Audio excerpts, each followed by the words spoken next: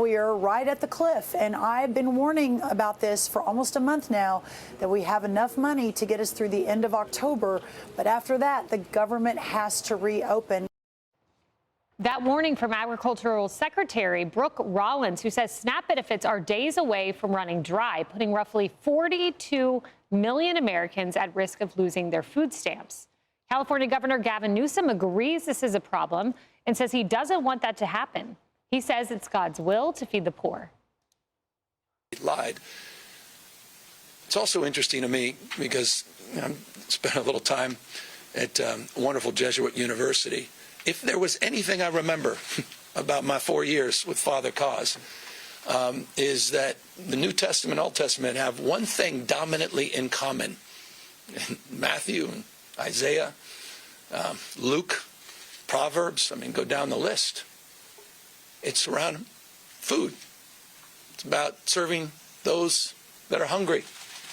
It's not a suggestion in the Old and New Testament. It's core and central to what it is to align to God's will, period, full stop. Maybe they got an edited version of Donald Trump's Bible, and they edited all of that out. Enough of this. Cruelty is the policy. Well, maybe the governor should talk to his own party, who voted 13 times to keep the government closed and voted against paying federal workers. Maybe he could talk to them. The White House slamming his invocation of scripture, pointing out he, quote, shuttered churches during COVID and recently derided the power of prayer. Here's another problem. Democrats can refund SNAP by reopening the government, as I just mentioned, but they won't do it. Even CNN is pressing them. This is a choice by the White House. This is also, Congresswoman, this is also a choice by Senate Democrats to not vote to open the government. Yes, it is. Even Jake Tapper. But maybe this is why. Senator Chris Coons with this reason for why Democrats are dragging their feet. Republicans control the House, the Senate, and the White House. Frankly, this is our only moment of leverage. And although a very unpleasant tool to use, it's gotten us focused on what we have to do to change direction on health care. There's that word leverage again. Remember, they said that to Chad Pergram as well, another Democratic congresswoman. You know, Harris, I want to pull up the vote count from last Thursday, and this was the vote to pay federal employees, to pay the military through the shutdown. And what you'll see here is there were 54 yeses, 45 noes, and there were only 3 Democrats that joined Republicans in saying, let's do this. So Gavin Newsom needs to go rally his party. Gavin Newsom needs to figure out what part of the devil's scripture he was reading when he lied to Americans about being locked down in his state, but he went to a 2-star Michelin restaurant and got caught on camera. Taking stab at the president's faith, taking stab at how the Bible is written, that was so low grade, so low class. That's not befitting of a presidential candidate, and I know he wants to be one. Look, his state has so many homeless people that aren't eating. He's had a lot of problems in that state long before this, so you think he'd really be advocating to do the right thing? It's SNAP, it's all of it. It is all these programs that shuttle down and hurt the American people during a shutdown. How can he even think about leading a country if he doesn't know how it works? There are people in the active duty who are on WIC and SNAP. That's what the president is doing, trying to pay them right now. Again, he found a donor $130 million to get them over a little bit of a gap. But now they're headed toward a cliff. You've got the air traffic controllers and their support staffs, some technicians and engineers. And what about all of those sundry of businesses around federal facilities? Yes, they are civilian in the sense that they don't work for the government, but they're impacted by this too. And if you want to know an economy that's got a lot of pressure, the one that has spent multiple billions of dollars feeding and giving health care to people who broke our sovereignty and came here illegal, that's California. That's Gavin Newsom. And meanwhile, Schumer, remember, he had that comment, every day it's getting better for us. But CNN's Harry Enten seems to suggest otherwise. Watch this.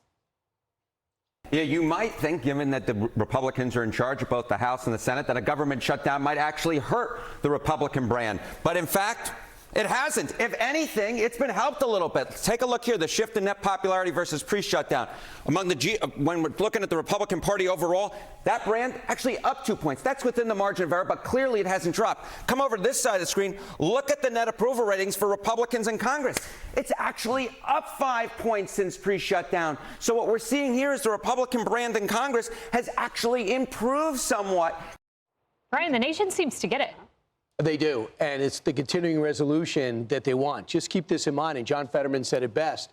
I never thought I'd say that line, but John Fetterman said it best. He said, this is Joe Biden's budget, continue to fund it while we work on it. And looking inside Washington things, watching all the Sunday shows, did you see Senator Tim Kaine on Sunday? He gave an indication they need an off-ramp.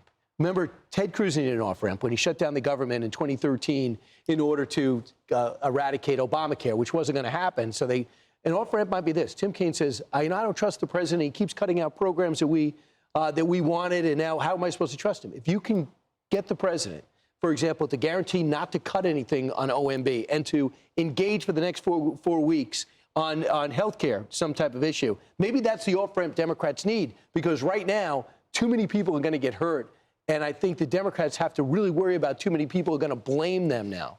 Yeah, no, that's right. And, Emily, I do want to point out that Gavin Newsom's tried to use scripture before to justify his policies on his abortion billboards.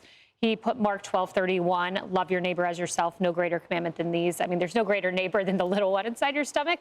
I just point this out to say the scriptural justification for what he is doing and saying, I mean, he got it backwards on the issue of life. He may be right on this one, but he's wrong in not rallying his party around the scripture he cites.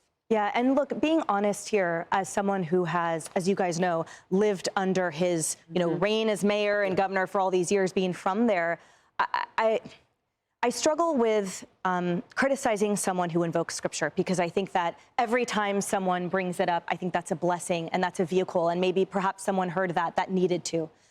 But that being said, I also feel that I've been subjected to a very smarmy and weasel-like sort of capturing of scripture and of words and slogans by this person to justify whatever is in front of him on his plate and his priority at that moment, including the Care Not Cash program in San Francisco that absolutely decimated the homeless population. In fact, it spiked after that. So the justification, yes, I don't argue with, but I certainly don't see the nexus with his plans, because all it has done is harm Californians and harm those of faith and harm those pastors that were arrested under his watch for daring to preach the gospel and give communion during the closure during COVID. So I just am so disheartened that someone who has such a big mouthpiece, who could use scripture for actual good and accuracy, is instead wielding it like a charlatan showman. You can't be surprised, though. Look, Kaylee, why am I surprised? I like the verses he cited, but it's the follow-through after. And on the issue of life, I just want to point out, dead wrong to cite that scripture supports abortion, because it does not. Correct. And what makes it even worse is that he's using scripture to drum up anger and resentment ahead of an election week. That's the play here.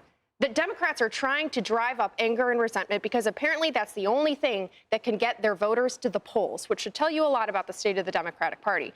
But as you mentioned, Kaylee, the Democrats own this shutdown. And they don't just own the shutdown itself, they also own its root causes. The two big policies that have been driving this debate right now are illegal immigrants and health care for illegal immigrants, and then the subsidies for Obamacare that were temporarily extended during COVID.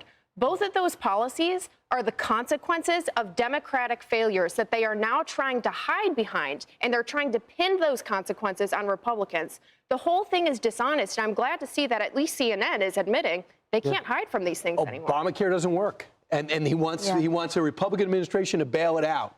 Yeah. It's not going to happen. And it's very simple. He could come on this network today, any network, and just say, hey, guys, let's follow through on what I'm suggesting. Let's vote to reopen the government, pay federal workers, restart these programs. But I don't hear that. Hey, Sean Hannity here. Hey, click here to subscribe to Fox News YouTube page and catch our hottest interviews and most compelling analysis. You will not get it anywhere else.